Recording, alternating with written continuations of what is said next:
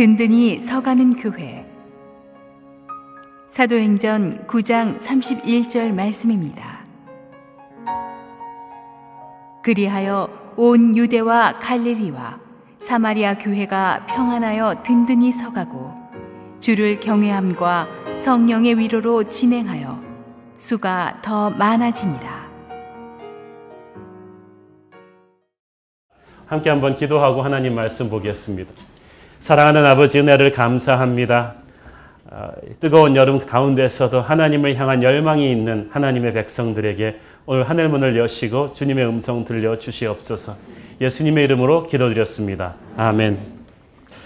오늘 31절 딱 한 절이거든요. 어떤 분들이 이 한 절을 가지고 무슨 심오한 말씀을 하시는데 이 한 절이 굉장히 중요해요. 왜냐하면 이때까지 31절에 시작할 때 그리하여 then이라는 이 접속사가 이때까지의 모든 전반부 초대교회 스토리의 요약이라는 뜻입니다.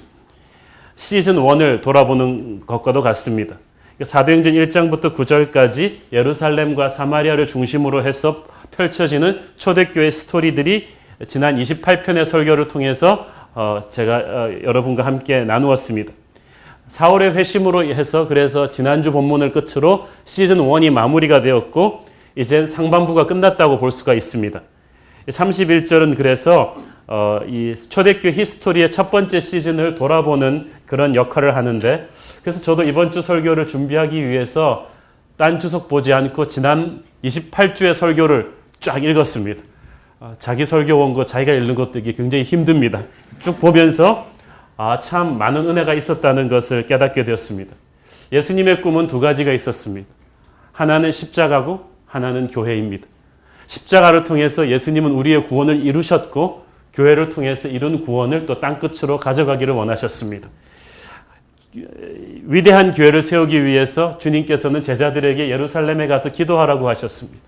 누군가를 기다리면서 기도하라고 하셨습니다. 그래서 불같이 기도했습니다. 그리고 오순절 성령께서 오셨습니다. 불처럼 바람처럼 다락방에 모인 120문도에게 임하셨는데 교회는 그러므로 성령께서 오심으로 탄생된 것입니다. 교회의 시작은 언제냐? 성령이 떨어지면서 교회는 시작합니다. 교회의 역사는 성령님의 역사입니다. 성령이 임하니까 그들은 가슴이 너무나 뜨거워져서 그냥 방 안에 있을 수가 없었습니다.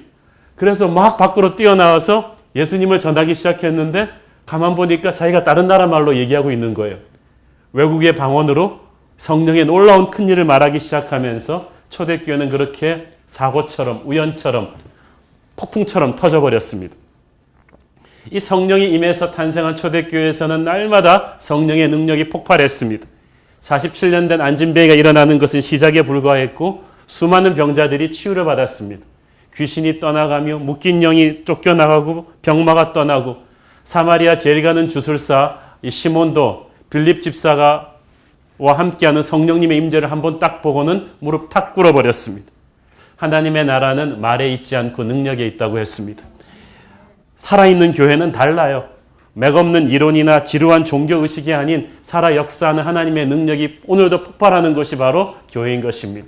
저는 우리 새로운 교회가 예루살렘 교회처럼 그렇게 능력이 폭발하는 교회였다고 믿습니다. 사람들이 능력이 폭발하니까 사람들이 변했고 그 변한 사람들 보고 사람들이 와서 또 변했습니다. 은혜는 전염성이 있는 것입니다. 그래서 우리 새로운 교회도 하나님의 능력이 임해서 날마다 새로운 사람들이 변하는 그런 교회였던 것입니다. 이 초대교회의 다이나믹한 성장의 핵심에는 하나님이 기름 부으신 지도자들이 있었습니다.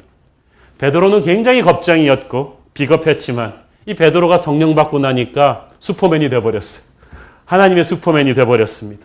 안진뱅이를 일으키고 한 번의 설교에 수천 명을 회심시키는 놀라운 성령의 사람이 되었습니다.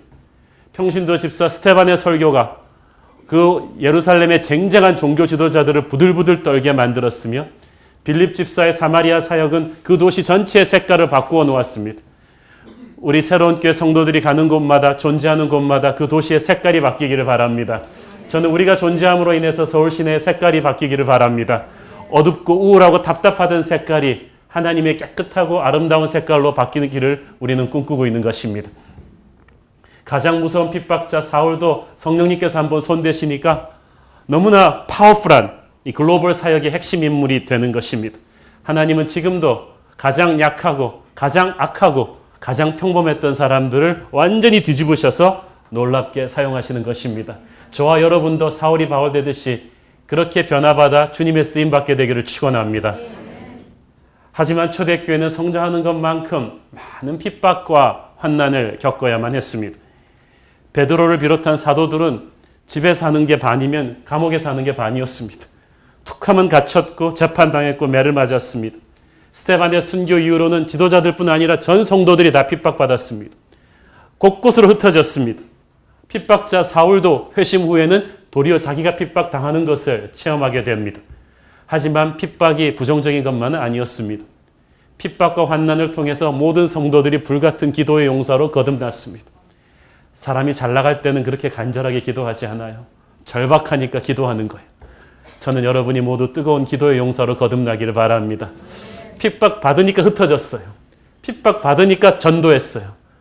잘 나갈 때 전도하고 흩어지면 참 좋겠는데 끝까지 안 나갔기 때문에 핍박해서 하나님이 흩어버렸어요. 그래서 땅끝으로 흩었습니다. 원래 뭐든지 초반부에 딱 강하게 틀을 잡아야 하듯이 초대교회 초창기 하나님이 많은 핍박과 환난의 바람을 주셔서 영적인 체질을 강하게 만드셨던 것입니다. 그렇게 초대교회는 시작되었습니다. 이 시작된 초대교회가 교회 네트워크가 확장되어 가기 시작했죠. 1장 오늘 읽은 본문의 31절 보니까 온 유대와 갈릴리와 사마리아 교회라고 언급되어 있는데 이 간단한 말에 중요한 포인트가 몇 가지가 있습니다. 이 언급된 교회들의 이 지역 순서가 사도행전 1장 8절에 주님께서 말씀하신 순서랑 아주 흡사하다는 사실입니다. 오직 성령이 너에게 임하시면 너희가 권능을 받고 예루살렘과 온 유대와 사마리아와 땅끝까지 이르러 내 증인이 될 것이다. 그 순서 그대로 오늘 31절에 나와 있습니다. 다른 게 있다면 갈릴리 교회가 언급된 것입니다. 그런데 사실 갈릴리 교회를 유대 전체 교회 안에 포함해서 말하기도 하고 따로 떼서 말하기도 하기 때문에 그것은 똑같다고 해도 무방합니다. 중요한 것은 이 교회가 확장되어 가는 이 순서가 예수님이 예언하신 패턴 그대로 이루어졌다는 사실입니다. 사랑하는 여러분, 교회의 역사는 예수님의 예언 그대로 이루어지는 것입니다. 교회가 생기기 전에 이미 예수님의 뇌리에는 이 교회가 어떻게 발전되어 갈 것인지 그 꿈이 그대로 있었습니다. 우리가 몰라서 불안하고 떠는 것이 주님의 꿈에는 우리를 향한 놀라운 계획이 있었는 줄로 믿습니다. 이 예루살렘에 모여있던 겁먹은 제자들에게 주신 이 예언의 말씀이 몇 년도 못 돼서 자기들의 삶에서 실제로 이루어지는 기적을 보면서 이들은 얼마나 흥분했겠습니까? 얼마나 감격했겠습니까? 저는 오늘 우리 찬양 시간에 부른 그 찬양 참 좋아합니다. 주님 우리를 통해 계획하신 일 부족한 입술로 찬양하길 원하네. 우리들의 삶에서 하나님의 계획이 이루어지고 있다는 것을 느낄 때 그런 감동은 없습니다. 사랑하는 여러분, 그리고 앞으로는 더 큰 하나님의 일이 우리를 통해 이루어질 줄로 믿습니다. 우리는 기대하는 것입니다. 나의 삶에서 그래서 아침마다 일어날 때 우리의 삶에는 지루함이 없습니다. 굿모닝 성령님하고 딱 일어나갖고는 오늘 또 어떤 예언의 말씀이 나를 통해 이루어질 것인가. 여러분, 여러분의 미래가 궁금하십니까? 여러분의 미래를 향한 하나님의 계획은 분명합니다. 너희 장래를 향한 나의 생각은 내가 하나니 재앙이 아니라 평안이다. 너희 장래에 소망을 주려 하는 생각이다. 여러분의 미래에 하나님의 새로운 소망의 꿈이 이루어질 줄로 믿습니다. 우리 교회의 미래를 하나님께서 우리도 알지 못하던 놀라운 어떤 땅을 준비하시고 놀라운 어떤 플랜을 만드셨음을 믿습니다. 그것을 이 초대교회 성도들은 삶으로 체험하고 있는 거예요. 현실에서 딱 부닥치니까 이거 어디서 많이 데자뷰 같은데? 어디서 많이 본 것 같은데? 말씀 찾아보니까 말씀에 있는 거예요. 여러분의 삶에서 현실에서 여러분의 아이가 태어나고 그 아이가 어떻게 좋은 데를 가게 되고 여러분의 사업이 뚫리고 이럴 때마다 여러분은 깜짝깜짝 놀라면서 주님의 예언하신 말씀을 확인하기를 바랍니다. 우연이 아닙니다. 하나님의 여러분을 향한 축복의 말씀이었어요. 또 이 초대교회 성장을 언급할 때 이 예루살렘 교회나 사마리아 교회 같은 대표적인 대형 교회들을 따로 떼어서 다루지 않고 온 유대와 갈릴리와 사마리아 교회를 하나로 묶어서 다루고 있다는 것을 주목하십시오. 영어 성경에 보면 그 점이 훨씬 더 명확해집니다. The church throughout Judea, Galilee and Samaria. 정관사 the자가 명사 church 앞에다 붙으면 어떻게 되죠? 그리고 그 다음 명사가 딱딱 세 개로 나누면 정관사 없이 연결되면 문법적으로 어떻게 됩니까? 종로학원 출신들 한번 말씀해 보세요. 유대와 갈릴리, 사마리아 지역 전체의 교회를 한 패키지로 묶어서 본다는 뜻입니다.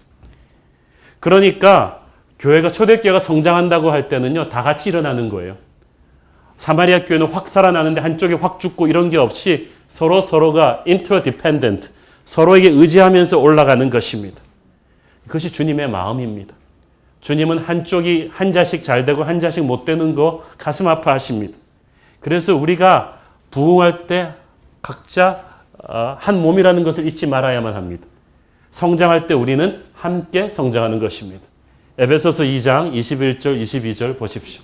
시작. 그의 안에서 건물마다 서로 연결하여 주 안에서 성전이 되어가고 너희도 성령 안에서 하나님이 거하실 처소가 되기 위하여 그리스도 예수 안에서 함께 지어져 가느니라.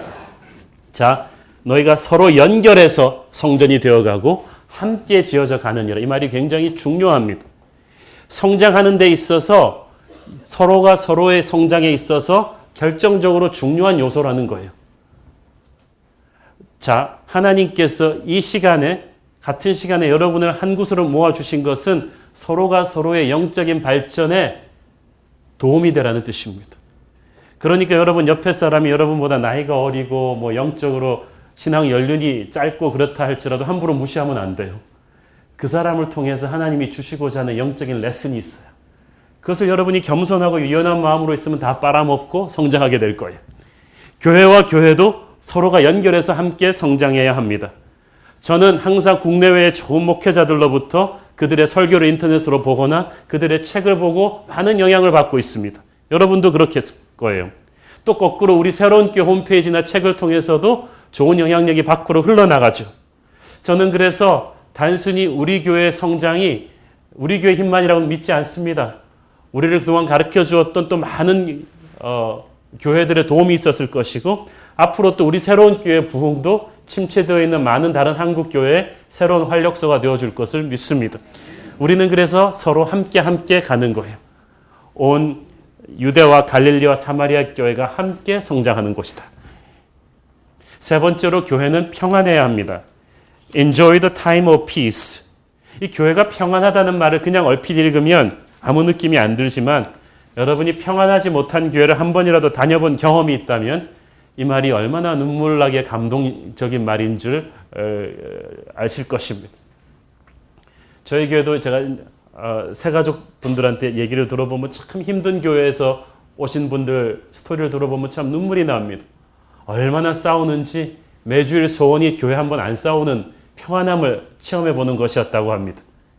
교회가 분열하고 갈라져서 싸울 때 정말 마음 아픕니다. 제가 LA에 있었을 때 어떤 교포교회는 한참 서로 분열할 땐 한쪽은 주일날 예배당 안에서 예배를 드리고 한쪽은 예배당 밖 주차장에서 예배를 드려야 했습니다. 왜냐하면 이쪽 예배당 안쪽 파가 경찰을 불러갖고 문을 봉쇄했기 때문입니다. 그렇게 하고 하나님께 예배를 드리는 교회도 있었어요. 평안을 잃어버린 교회는 교회가 아닙니다. 그것은 사람들이 모인 집단일 뿐입니다. 그러나 예수 그리스도를 왕으로 모시는 교회는 성령 받은 두세 사람 이상의 모인 교회는 조금 힘들고 어렵다가도 금방 하나님이 주시는 평안을 회복하게 되는 것입니다. 당시 초대교회가 우리보다 훨씬 성품이 착하고 인품이 완벽해서 평안을 누렸을까요? 그렇진 않죠. 교회의 평안은 주님이 주시는 선물입니다. 요한복음 14장 27절 시작. 평안을 너희에게 끼치노니 곧 나의 평안을 너희에게 주노라. 내가 너희에게 주는 것은 세상이 주는 것과 같지 아니하니라. 너희는 마음에 근심하지도 말고 두려워하지도 말라. 하나님이 평안을 준다고 했습니다. 오늘 주님이 주시는 평안이 필요한 분이 있습니다. 주님 우리에게 평안을 주시옵소서. 내 인생이 전쟁 같은데 주님의 샬롬, 주님의 평안을 주시옵소서. 희한하게도 초대교회가 처한 외적인 환경은 너무너무 어려웠어요. 무서운 핍박과 문란과 폭력의 그런 사회에서 살았지만 하나님이 주시는 내적인 평안 때문에 흔들리지 않은 거예요. 오늘날 반대로 외부적 환경은 편안한데 주님 주시는 평안이 없는 교회가 너무나 많습니다. 주님 우리에게 진정한 영적인 평안을 주시옵소서. 여러 가지 핍박과 환난을 겪고 나온 초대교회가 주님의 은혜로 평안의 시기를 누리게 됩니다. 이 평안이 그냥 온 게 아니에요. 이 평안은 주님의 십자가 보혈로 감싸 안으셔서 이루어진 평안입니다. 이 평안은 수많은 성도들의 기도로 이루어진 평안입니다. 이 평안은 순교자 스데반의 피로 산 평안입니다. 이 평안은 하나님의 전격적인 개입으로 핍박자 사울을 회심시켜서 이루어낸 그런 평안입니다. 사랑하는 여러분, 주님이 주시는 평안을 결코 당연시 여기면 안 됩니다. 이것은 은혜입니다. 겸손하게 깨어 있어야 됩니다. 사탄이 정말 눈을 부릅뜨고 교회의 평안을 깨기 위해서 이 땅의 교회들을 분열시키고 흔들어 놓기 위해서 다니고 있습니다. 그런 세상 속에 우리가 살고 있습니다. 배가 물 안에 있지만 배 안으로 물이 들어오면 가라앉습니다. 교회가 세상 속에 있지만 세상적 요소들이 교회 안으로 들어오면 교회 평안이 깨집니다. 그래서 우리는 세상 속에 있지만 세상 속에 빠지지 않고 승리하기 위해서 주님의 평안을 갈구해야 합니다. 영적으로 정신을 차려야 되는 것입니다. 이 주님의 평안, 교회 주시는 이 평안의 때는 우리가 나태와 매너리즘에 빠지라고 주시는 평안이 아닙니다. 이것은 더 큰 사명을 위해서 숨 한 번 돌리고 자신을 추스리라는 하나님의 작전 타임인 것입니다. 교회는 이제부터 복음을 로마 제국의 심장으로 쏘아넣기 위해서 글로벌 사역으로 진입할 준비를 하고 있는 것입니다. 하나님이 우리에게 일시적으로 내부적인 평안과 안정을 줄 때 우리는 전열을 재정비하고 다시 한번 마지막 영적인 대전투를 준비해야 될 줄로 믿습니다. 네 번째로 교회는 강해져야 합니다. 여기서 보니까 교회가 평안하여 든든히 서갔다. It was strengthened. 영적으로 강해졌다는 뜻입니다. 영적으로 성장했다는 뜻입니다. 교회의 정체성은 무엇이겠습니까? 교회란 무엇인가를 여러분은 끊임없이 고민하셔야 합니다. 교회는 불우이웃 돕고 구제사역하는 곳입니까? 물론 그것도 해야 합니다. 하지만 그것만 하고 있으면 사람들이 와서 보고 아, 여기는 사회복지기관이구나 그럴 것입니다. 교회는 물론 상담사역하고 치유사역해야 됩니다. 하지만 그것만 하고 있으면 사람들이 와서 보고 아, 여기는 병원이구나 그럴 것입니다. 교회가 물론 다양한 세미나를 통해서 사람들 가르쳐야 합니다. 그렇지만 세미나만 열고 있으면 사람들이 보고 아, 여기는 학교구나 그럴 것입니다. 교회는 사회복지기관도 병원도 학교도 아니고 주님의 군대입니다. 군대는 전투력이 있어야 돼요. 영적인 실력이 있어야 돼요. 군대는 숫자로 승부하는 게 아니고요. 외모, 유니폼으로 승부하는 게 아니고 실전에서 적군이 두려워할 만한 강한 전투력이 있어야 되는 것입니다. 오늘날 한국교회 그 큰 건물들과 숫자를 보고 사탄이 두려워하지 않습니다. 그 교회의 영적인 실력을 보고 두려워하는 것입니다. 그런데 초대교회가 평안해지면서 든든히 서갔다는 것은 영적으로 강해졌다는 뜻입니다. 교회는 어떻게 영적으로 강해집니까? 첫째는 말씀으로 강해집니다. 초대교회의 성장의 핵심 엔진 드라이브는 말씀입니다. 사도행전 2장부터 쭉 살아있는 설교가 베드로를 통해서 스데반을 통해서 바울을 통해서 끊임없이 흘러나오는 것입니다. 살아있는 교회는 살아있는 말씀이 끊임없이 흘러나오고 그 말씀을 붙잡고 성도들이 소그룹으로 교제하며 나누며 실천하는 그런 교회인 것입니다.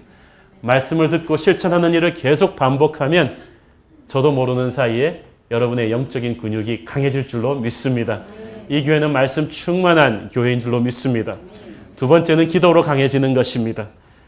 초대교회 교회인들은 절박하게 기도했습니다. 왜 절박하게 기도했냐 하면 가진 것이 없었으니까. 희한해요. 기도의 파워와 내 가진 것이 이게 항상 반비례하거든요. 정말 등 따시고 배부르면 잘 기도하지 않아요. 그러나 초대교회는 모든 것이 부족했습니다. 건물도 없고 조직도 없고 핍박은 시도 때도 없이 몰려오고 해야 될 일은 산더미고 주신 사명은 크고 항상 이 초대교회를 보면 언제 망할까 두려울 항상 백척단도 아슬아슬했습니다. 주님 승천하실 때부터 그랬어요. 그래서 모일 때마다 정말 뜨겁게 기도했습니다. 간절하게 기도했습니다. 목숨 걸고 계속해서 한 마음으로 기도했습니다. 자, 여러분 위태위태해 보여도요, 여러분이 기도의 줄을 놓지 않으면 쓰러지지 않습니다. 쓰러지기는커녕 오히려 더 비상할 수가 있어요. 교회는 기도를 통해서 강해지는 것입니다. 저는 우리 새로운 교회가 어떤 일이 있어도 초창기부터 지펴왔던 기도의 불길을 꺼뜨려뜨리지 않는 교회 되기를 원합니다. 교회는 또한 사랑으로 강해졌죠. 초대교회는 은혜 충만해지니까 항상 가난하고 힘든 형제들을 있는 것을 다 자발적으로 나누어서 도왔습니다. 저희 교회도 보면 어떤 성도가 어려운 상황에 처하면 금방금방 옆에 성도들이 이렇게 무명으로 헌금해 주시고 플로잉해 주시고 아우루치 갈 때도 무슨 일이 있을 때도 얼마나 많이 사랑의 헌금들을 무명으로 다해서 도와주시는지 제가 참 보면서 너무 은혜를 받습니다. 이것을 누가 가르쳤습니까? 하나님의 영이 여러분을 움직인 것입니다. 그래서 초대교회 때는 선교 전에 구제가 있었습니다. 구제는 사랑에서부터 비롯되는 것입니다. 미움과 투기와 살인밖에 몰랐던 로마 제국의 심장에서 그들은 사랑을 실천했습니다. 그래서 로마 제국의 마음을 녹였던 거예요. 그들은 형제자매들도 사랑했지만 핍박자들도 사랑했습니다. 스테반은 자기에게 돌 던지는 자를 향해서 용서하며 죽었고, 아나니아는 핍박자 사울을 목숨을 걸고 축복했습니다. 저는 과연 우리 한국교회에 지금 이것이 있는가? 한국교회를 향한 사회의 반기독교적인 분위기에는 우리가 분노하면서 우리를 욕하고 돌 던지는 자들을 사랑할 수 있는 능력이 우리에게 있는가? 그것을 스스로에게 자문해 보는 것입니다. 사랑을 실천하면서 교회는 영적으로 강해질 줄로 믿습니다. 미움이 있는 곳에 용서와 사랑을 실천할 때 사탄은 결코 우리를 무너뜨리지 못하는 것입니다. 교회는 완벽한 것이 아닙니다. 그러나 끊임없이 성장하는 것입니다. 중간에 실패하고 넘어지는 일도 많겠죠. 그러나 오뚜기처럼 다시 일어납니다. 그것이 살아있는 교회의 모습입니다. 우리는 연약합니다. 실수가 많습니다. 그렇지만 주님 우리를 통해 행하실 일이 크십니다. 영적으로 강한 그런 교회가 되기를 소원합니다. 다섯째로 교회는 하나님을 두려워해야 합니다. 주를 경외함이라는 말을 여러분 잘 보십시오. Living in the fear of the Lord. 이 말은 하나님을 하나님 되게 한다는 뜻입니다. 자, 여러분 오늘날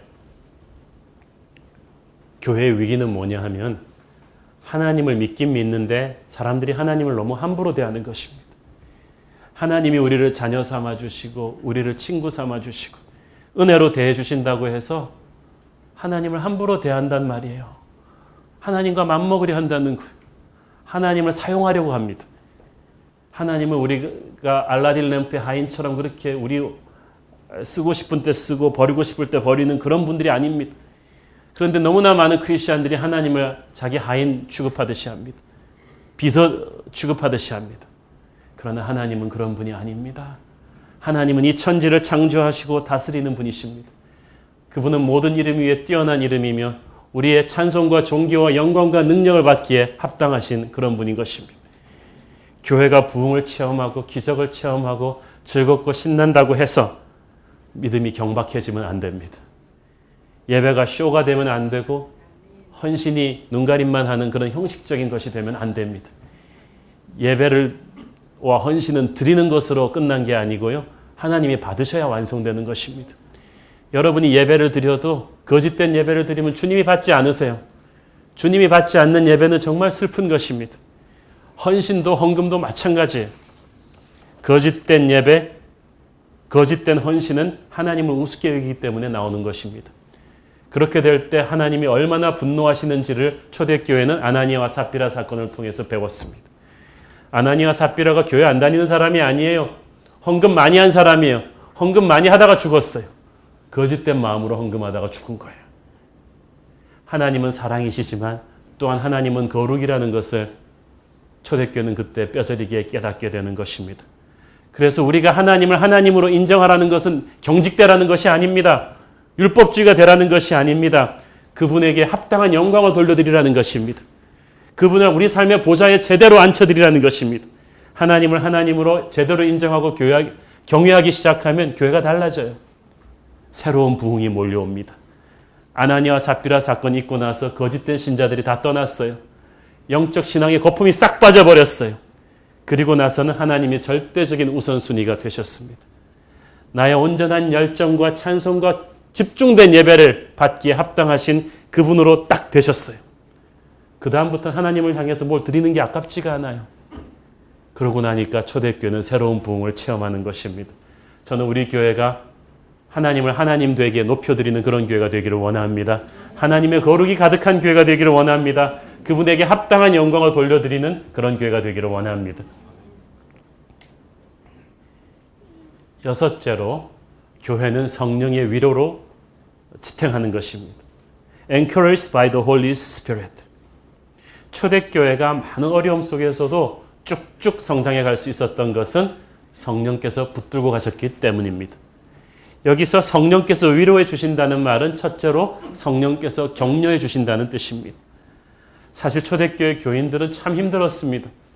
먹고 사는 것도 힘든데 식민지 백성이니까 주님 믿는다고 해서 세상으로부터도 구박받고 자기 이웃들로부터도 핍박받고 자기 집안 식구들로부터도 핍박받았습니다. 얼마나 지쳤겠습니까? 그러자 성령께서 그들을 한 사람 한 사람 격려해 주셨어요. 괜찮아. 세상이 너를 미워하는 것은 나를 먼저 미워했기 때문이야. 네가 나의 신실한 자녀라서 그러는 거야. 자, 내가 너와 함께 갈 거야. 수고하고 미운 짐진 자들아, 다 내게로 오라. 내가 너와 함께 해줄 거야. 그 주님의 격려를 받고 초대교회 성도들은 일어나고 했던 것입니다. 오늘 우리 가운데 하나님 믿는 것 때문에, 하나님 일하는 것 때문에 핍박받고 지치고 힘든 분들이 있다면 오늘 성령님의 격려를 받고 일어나기를 축원합니다. 여러분의 모든 상처를 주님께서 치료하시고 일으키시는 거예요. 같은 맥락에서 성령께서 위로하신다는 것은 성령께서 치유해 주신다는 뜻입니다. 오늘날도 그렇지만 그 당시도 얼마나 많은 상처 입은 영혼들이 교회에 왔겠습니까? 초대교회 3분의 1이 노예들이었습니다. 얼마나 가슴에, 여러분 직장에서 상사가 좀 함부로 몇 마디 해도 화나죠? 여러분 삶이 함부로 당하는 거라면 어떻겠어요? 그게 노예들이에요. 그들이 가족들도 다 찢겨서 팔리고 그러는 힘든 와중에서 교회 왔을 때 그 상처 입은 영혼들을 심리학자들이 일일이 상담하려고 하면 얼마나 힘들겠어요. 그런데 성령께서 한꺼번에 예배 시간에 한 사람 한 사람 그분의 신비한 터치로 치유해 주셨습니다. 건강한 교회는 건강한 교인이 만들어가는데 건강한 교인들은 왜 건강해졌겠어요? 성령께서 우리의 병든 영혼을 치유해 주셨기 때문입니다. 오늘 성령님께서 그동안도 그러셨지만 우리 한 사람 한 사람의 병든 영혼과 가슴의 상처들을 다 치유해 주시는 역사가 있기를 바랍니다. 성령께서 위로해 주신다는 것은 성령께서 나를 이끌고 가신다는 뜻입니다. 내일 일은 난 몰라요. 하루하루 살아요. 이게 초대교회 18번이에요. 왜냐하면 진짜 이 사람들 내일 일은 난 몰라요. 왜냐하면 건물도 없고 항상 핍박당하다 보니까 이번 주에 예배 드리는 데가 다음 주에 안전할지 아무도 장담 못해요. 그래서 다음 주 예배 드리는 장소는 길거리에다가 이렇게 익두스라는 물고기 사인으로 표시를 했죠. 아, 그러면 아무아무개 집에서 예배 드리나 보다. 그렇게 하루하루 살아간 거예요. 그리고 제가 참 베드로와 요한 대단한 게요. 갑자기 3,000명, 4,000명씩 생겼잖아요. 이 사람들이 대형교회 목회 경험이 없어요. 그리고 물어볼 선배도 없어요. 저도 가끔씩 목회하다가 힘들고 외로우면 이렇게 좀 존경하는 목회자 선배들, 이렇게 고속으로 성장한 교회 목회자 선배님들한테 물어보는 경우가 있는데 베드로는 주님한테 직접 물어봐야 되잖아요. 어떻게 목회를 해야 될까? 이 사람들 오는데 새신자 관리는 어떻게 해야 될까? 앞으로 핍박자들이 몰려면 어디를 가야 될까? 그 다음 주에는 어디 가서 예배 드릴까? 아무것도 모르는 거예요. 안개 같은 미래 속을 성령께서 이끌어 주셨습니다. 그래서 성령의 리더십으로 그들은 살아갔어요. 오늘 성령께서 여러분을 이끌어 주시기를 바랍니다. 당장 내일 어디로 갈지 모르는 분들 성령의 위로하심으로 이끌어 주심으로 전진하기를 바랍니다. 또 성령께서 위로해 주신다는 것은 성령께서 능력을 부어 주신다는 뜻입니다. 사실 초대교회가 건물이 있습니까? 돈이 있습니까? 백이 있습니까? 아무것도 없어요. 언제 망할지 모르는 것처럼 불안불안했는데 불같이 부흥했거든요. 오히려 돈 있고 칼 있는 사람들한테 두려움을 심어 주었습니다. 그것은 성령께서 하늘의 능력을 부어주셨기 때문입니다. 여러분, 힘이 있다고 하나님의 일을 하는 게 아니에요. 하나님의 능력을 주시면 하나님의 일을 하는 것입니다. 인간의 능력은 금방 바닥이 떠오르나거든요. 사람 힘으로 일하는 사람은 금방 쓰러져요. 금방 그만두고 도망가요. 그런데 하나님의 능력을 일하는 사람은 불안불안해 보이는데 이게 포기하지 않아요. 쓰러지지 않아요. 저 건강으로 뭘 할까 싶은데 그냥 하는 거예요. 물가에 심기운 나무와 같이 주님 주시는 은혜의 힘으로 번창하고 열매를 맺는 것입니다. 주님, 우리 한 사람 한 사람에게 그런 무한한 성령의 능력을 날마다 부어 주시옵소서. 초대교회는 그렇게 살아난 거예요. 7번째로 마지막입니다. 교회가 질적으로 성장함으로 따라서 양적인 성장이 반드시 따라옵니다. 주를 경외함과 성령의 위로로 진행하여 수가 더 많아지느리라. It grew in numbers. 자, 많은 분들이 요즘 교회의 양적 성장에 대해서 부정적입니다. 물론 양적인 성장만 따지는 것은 안 좋죠. 그렇지만 성경에서 양적인 성장 자체가 부정적인 것이라면 성경에서 왜 자꾸 얘기하겠어요? 하나님이 숫자에 관심이 없다면 왜 민수기를 쓰셨겠어요? 민수기가 카운트한다는 뜻이거든요. 이스라엘 백성들이 광야에서 어느 지파가 어느 정도 많아졌는지를 다 카운트하셨고 하나님의 축복을 받은 지파는 반드시 숫자가 부응합니다. 유다 지파가 그래서 가장 컸어요. 거기서 그래서 다윗도 나오고 예수 그리스도도 나오는 거예요. 아브라함에게 축복의 약속을 주실 때 뭐라 그랬어요? 하늘의 별같이 네 자손이 많아질 것이다. 바닷가의 모래처럼 많아질 것이다. 하나님은 숫자에 관심 있으세요. 그렇지만 순조가 중요하죠. 교회가 영적으로 질적으로 제대로 가면 반드시 양적인 성장이 따라옵니다. 건강하면 그 아이는 크게 돼 있어요. 애가 건강한데 10년이 지나도 안 자라고 있으면 그거는 정상이 아니잖아요. 교회가 건강한데 10년이 지나도 성장하지 않는다. 그것도 기적이죠. 그건 있을 수가 없는 일이에요. 하나님께서는 사도행전을 통해서 이 숫자의 축복을 보여주십니다. 숫자가 다는 아니지만 숫자는 분명 하나님의 축복이에요. 위대한 사명을 감당할 수 있는 힘인 것입니다. 저는 여러분 주위에 사람의 축복이 있게 되기를 바랍니다. 여러분이 비즈니스를 하면 하나님이 보내주는 사람들이 많이 오기를 바랍니다. 생각해 보세요. 이 수많은 사람들이 식당을 여는데 왜 여러분이 여는 식당에 사람들이 와야 돼요? 이 수많은 사람들이 사업을 새로 시작하는데 왜 여러분의 사업에 고객이 몰려야 합니까? 이 수많은 사람들이 교회를 개척하는데 왜 우리 교회에 사람들이 와야 하는가? 그것은 하나님이 보내주는 축복이 있기 때문입니다.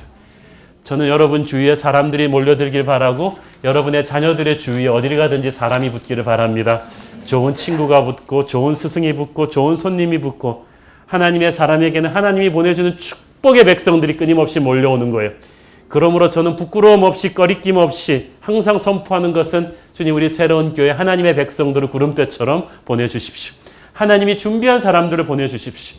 제가 인간적으로 설득하는 사람들이 아니라 하나님이 보내주는 백성들을 보내주시면 우리가 함께 하나님의 꿈을 이루어낼 것입니다. 그래서 사도행전 곳곳에서 보면 믿음의 성장과 함께 양적인 성장이 같이 붙어 나와요. 샘플로 몇 개만 들어드리겠습니다. 사도행전 2장 47절 시작. 하나님을 찬미하며 또 온 백성에게 칭송을 받으니 주께서 구원받는 사람을 날마다 더하게 하시니라. 이게 오순절 성령 강림 사건 이유거든요. 자, 그런데 숫자가 그냥 늘어난다 하지 않고 뭐라 그래요? 주께서 구원받을 사람을 날마다 더하게 하시니라. 교회 성장은 사람 힘으로 하는 게 아닙니다. 주께서 더하게 하는 것입니다. 주께서 더하게 하실 때는 열면 닫을 자가 없고 시작하시면 막을 자가 없는 그런 축복이 시작되는 것입니다. 5장 14절 시작. 믿고 주께로 나오는 자가 더 많으니 남녀의 큰 무리더라. 이게 아나니와 삽비라 사건 이후에 교회가 거룩해지고 정신 차린 뒤에 믿고 주께로 나오는 자가 구름대처럼 많아졌다는 거예요. 더. 6장 7절 시작. 하나님의 말씀이 점점 왕성하여 예루살렘에 있는 제자의 수가 더 심히 많아지고 허다한 제사장의 무리도 이 도에 복종하니라. 이것은 7 집사 리더십이 세워진 다음입니다. 자, 여러분 보세요. 숫자가 중요하지 않다면 왜 사도행전에서 계속해서 이 말씀을 하나님께서 기록하시겠어요? 16장 5절 시작. 이에 여러 교회가 믿음이 더 굳건해지고 수가 날마다 늘어나니라. 바울의 소아시아 전도 사역하고 나서 이런 일이 있었던 것입니다. 공통점, 영적인, 질적인 성장이 있으면 반드시 양적인 성장이 따라 붙는다는 것입니다.